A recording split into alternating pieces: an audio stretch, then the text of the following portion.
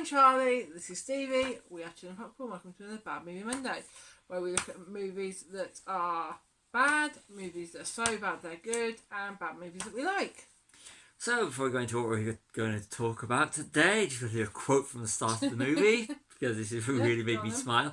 In 1963, Alfred Hitchcock made a motion picture entitled The Birds, a film which depicted a savage attack upon human beings by flocks of the winged creatures. People laughed. In the fall of 1975, 7 million blackbirds invaded the town of Hopkinsville, Kentucky, resisting the best efforts of mankind to dislodge them. No one is laughing now. If you know where that's from, you know Attack of the Killer Tomatoes. So, and this is not tomatoes, not to be confused with George Clooney's 1988 masterpiece, The Return of the Killer Tomatoes. This is the original Attack of the Killer Tomatoes. Yes. We found it on the Roku channel in the UK. Yeah, it was released in October 1978. Yeah, it was a PG when it was released. It was a budget of $90,000. And now I found this on IMDb trivia. The song Puberty Love was performed by Matt Cameron, who later would go on to be the drummer of Soundgarden and Pearl Jam. Oh, wow. Most of the cast never appeared in a movie before, and several never acted again. The climax at San Diego Stadium was shot in a single day, and all the extras at the climax wore their own outfits. Various relatives of the filmmakers were financial backers for the movie, and several family members of the filmmakers appear throughout the picture in small parts. Now, over to you with the notes. Yes, my notes. So, psycho-like music right at the beginning. Yeah. Before you get into the Attack of the Killer Tomatoes song, yeah, you have like a psycho type music, which was quite funny. The Bone Herman. Yeah, the credits are really funny. Oh, they're brilliant. They are absolutely hysterically funny. Yeah, quite a few things. You need to watch them because it's almost like adverts. Yeah. It's like advertise here or something like that. It's one of them. Yeah, it's hilarious. Uses the radio for the exposition like Night of the Living Dead. I think it's a comedy. It's a comedy in the vein of Airplane and Mel Brooks, but they actually, because this is a creature feature with killer tomatoes, they actually have in Night of the Living Dead how you actually hear what's going on through the radio. They do the same thing in this movie, and I think that's a lovely little touch. It's really cool. It really is. Funny. They dub the Asian guy. Yes. There's some real dated jokes in there, but it's really funny how they do it. It's in a dated kind of, you can see, and I think that it's more of a taking the mickey out of the style of filmmaking at the time rather than being offensive. It's more of a it's taking the mickey out of the filmmaking at the time rather, like I said, it is really funny. And then you've got the Jaws-like scene with the tomatoes in the water. Oh, that's brilliant. I don't want to go in the sea now. I don't forget my sharks. It's if there's tomatoes in this, or tomatoes, however you want to say them, but depending on where you are. Yeah. It's scaring the shark in Jaws. Do you find because you got the theme song, The Attack of the Killer Tomatoes? You say tomatoes when we're in this country, you hear it's tomatoes. Yeah, even as I was writing tomato, I was like in my head I was saying tomato because that's the name of the film, because it's an American produced film. So we'll just use tomatoes because it's a thing. Even though we are British. We are British and we use tomato. When we say tomatoes, for the sake of this video, it'll be tomatoes. 23 minutes in, you get introduced to Puberty Love on a car radio. Yeah. That's another lovely little bit of clever things about this movie is they introduce the song that's going to end up being the spoilers. If you don't realise it's already spoiler territory completely for this movie. We always do spoilers on these films so for a while. Yeah, so it's when they go into that, it's a very clever bit of business introducing the song 23 minutes into about 1.5 hour long film. Yeah, I thought it was clever. That was clever. Yeah, I'm funny. They show New York. Yeah. Obviously, it's San Diego. It's San Francisco. San Francisco. Because it's the hill with the tram, and they do that sort of thing that mislabel the cities, don't they? Really? New York, and the bit where they're all running between, and they change it from one side to the next. Basically using the same footage, just reversing it, aren't they? Yeah, they literally go forward, running forward back against the wall for different city names. Yeah. Really, this is a low budget bad movie, but this is such a great bad movie, and the reason we're putting it in is because people should watch this bad movie. They should, yeah. I know everyone seems very sort of like smiley and happy, even though they're in danger.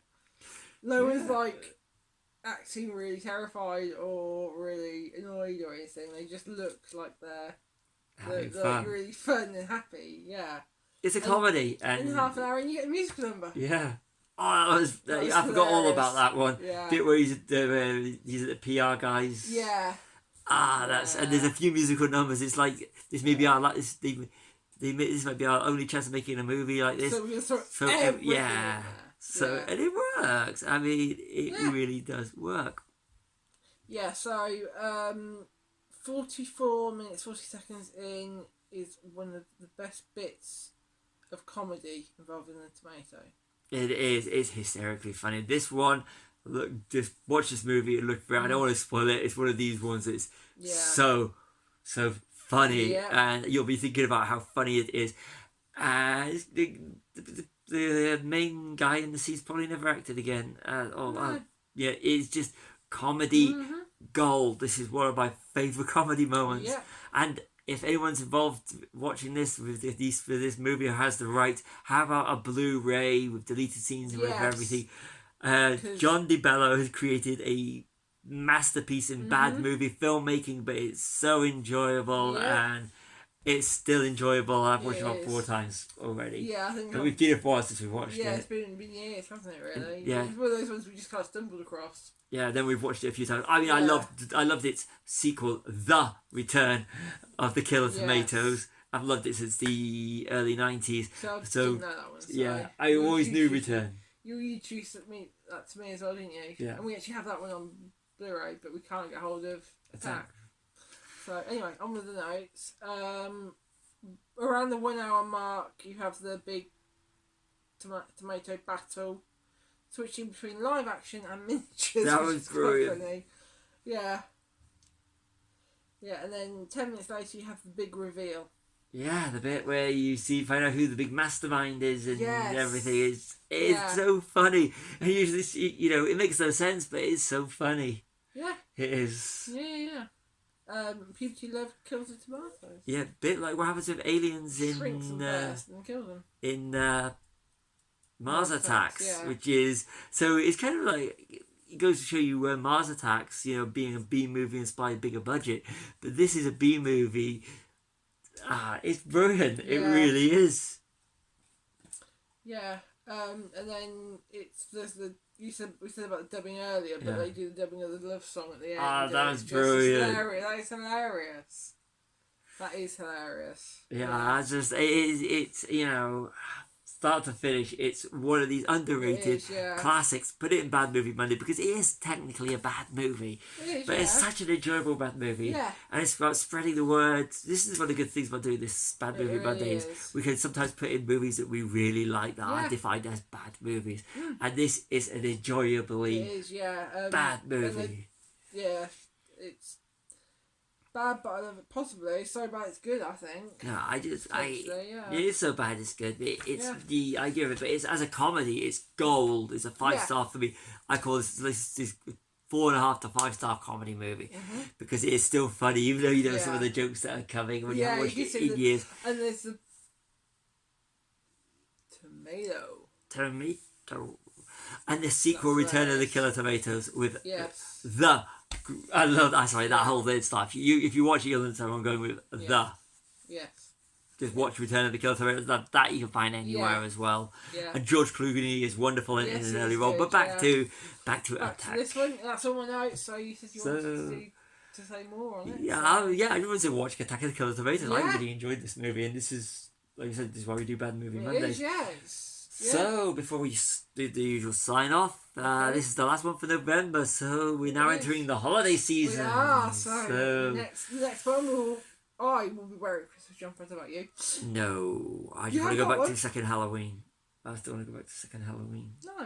Just do Halloween movies all over again. Horror movies. No. Christmas. Halloween. It's Christmas. So we are going to start. We'll start on the Christmas films. With a Die Hard movie.